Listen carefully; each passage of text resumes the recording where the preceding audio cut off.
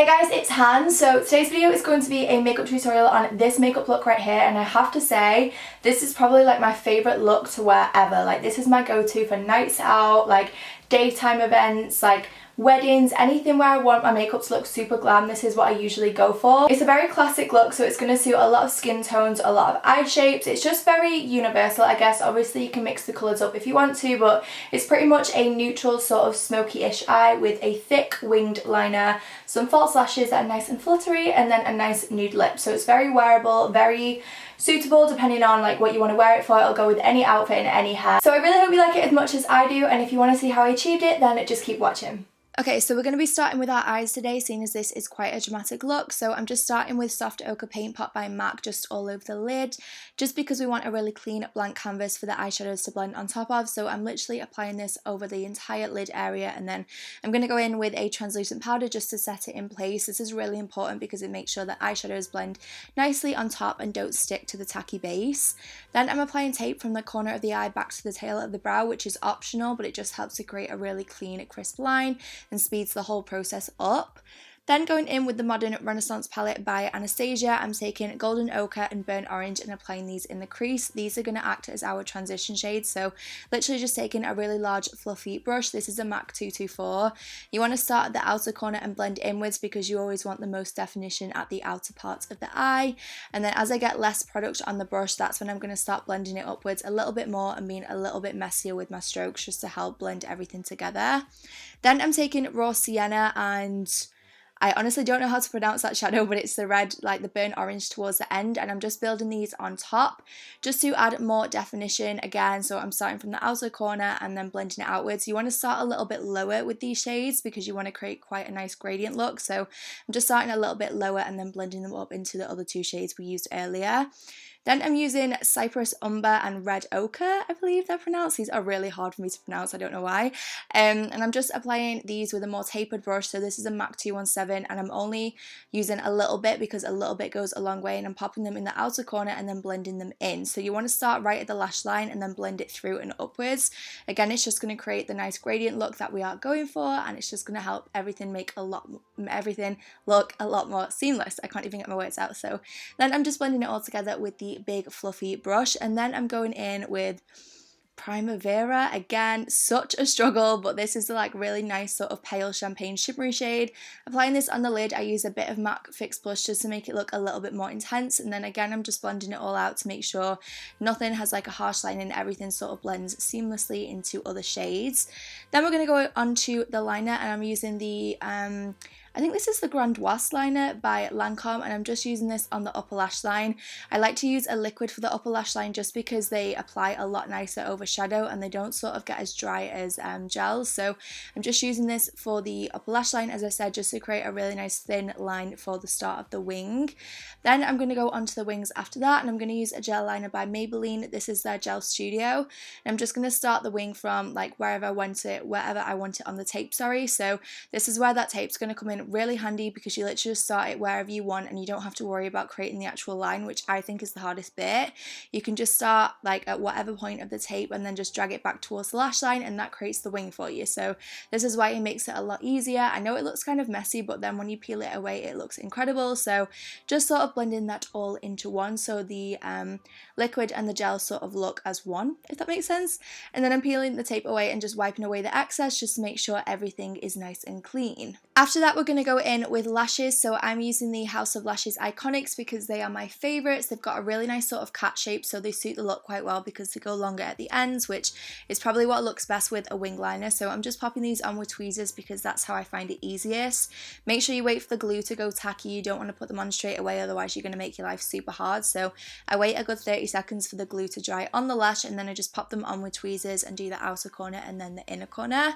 And that is our lashes done. Onto face, I'm going to start with the Nivea Men Aftershave Balm as a primer. This contains glycerin, so it acts really well as a primer because anything you put on top sticks really nicely. My skin is normal to dry and it honestly works like a charm. It's all I use now. So I'm just blending this into the skin with my fingers because I feel like that's the best way to apply a primer, and also making sure that I do my neck because I probably will put a little bit of foundation there just to make everything again nice and seamless.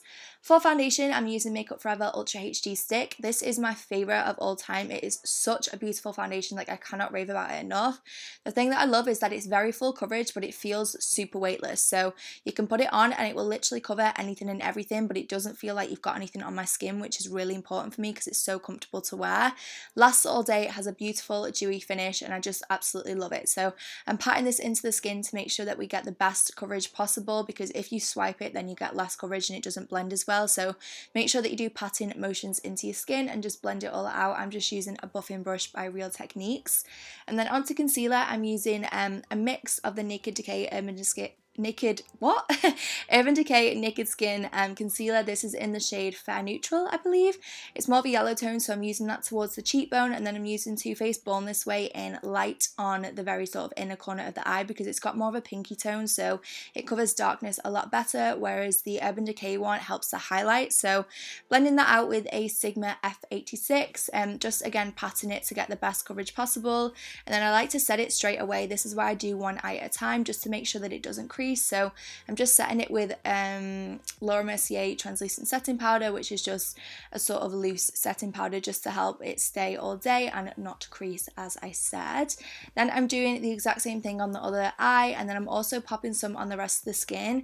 It's really important to balance highlight around the rest of the face, because if you're going to use a concealer as light as the one I like to use, then you want to make sure that it looks relatively natural still. So it just helps by putting some on the center of the face just to make sure that it sort of balances out, if that makes sense. So I'm just going back in with the buffing brush by Real Techniques just to help blend it all together. It just helps to bring a lot more light to your face and give it a little bit more definition, if you know what I mean. So I'm then just setting it all in place with MAC Mineralized Skin Finish in medium. This is a beautiful powder. It's very weightless, got very light coverage, but it just helps to keep everything in place all day. It's great for normal to dry skin because it's not too drying. I really struggle with powders sometimes because they are so dry, but this one works really well. Back onto eyes, I'm going to do my brows. So I'm using Anastasia Dip Brow in Chocolate because I like my brows quite intense. And I'm using a 266 brush by MAC, and I'm just going to start with the initial line underneath. And then the thing that I like about this is you can blend it upwards, and I know it looks quite harsh now, but you can blend it into quite a soft look and make it all look quite universal. So as you can see, I like to do my tail first. I create quite a lot of structure there just because that's where you want your brow to be the most intense, and then towards the start I sort of flip the brush sideways and I do like these short little flicking motions, I guess, as you can see me doing here, just to create like the fluffy inner corner, because that gives the illusion of natural hairs. So that's going to look like more of a natural fluffy inner corner, and then I like to have the most definition at the tail just so that it looks a little bit thicker, sorry. So you can see the difference. It honestly makes such a difference. It's a great product. I absolutely love it. And then to finish off the eyes, I'm just using the same palette that we use with like the same neutrals, so the burnt orange and the red tones, and then I use a little bit of the dark brown on the outer corner as well, just to tie all the eyes together. And then you want to finish it off with some mascara and also highlight your inner corner. So I'm using Nylon by MAC. It's a beautiful like frosty champagne highlight. I absolutely love it for highlighting the inner corner and the brow bone. I feel like it really just ties the whole eye look together. So after that, we are done with the eyes and can go back onto skin. So I'm using the MAC Mineralized Skin Finish, the same one that I used all over my face, but I'm using the shade Medium Dark just to add a sort of natural bronzy look, I guess. Like I said, it's a beautiful powder and it blends really, really well. So I feel like using both of them in different shades, it just works so well on the skin. So I'm just blending that on the cheekbones and temples and along the jawline. And then for highlighter, I'm using another product by Anastasia. This is the Glow Kit, or her Glow Kit I should say, in the shade Sun Dipped, and I'm just using the two palest ones just on the tops of my cheekbones, also a little bit on the center of the face, so on the tip of my nose and on my cupid's bow, just because I like to be nice and highlighted. You just use however much you want to, don't feel like you have to apply as much as me because I know I apply a lot. Moving on to lips, I'm using two lip pencils by MAC. The first one is Oak. I like to use a paler one first, and then I use Cork, which is a bit of a darker. They're quite nudie browns, but Cork's a bit darker. So I like to go in with Oak first just to get the initial shape, and then I use Cork just to make it a little bit more intense and defined. They just work really well together, and MAC lip pencils I love, like they stay on all day. They blend like a dream.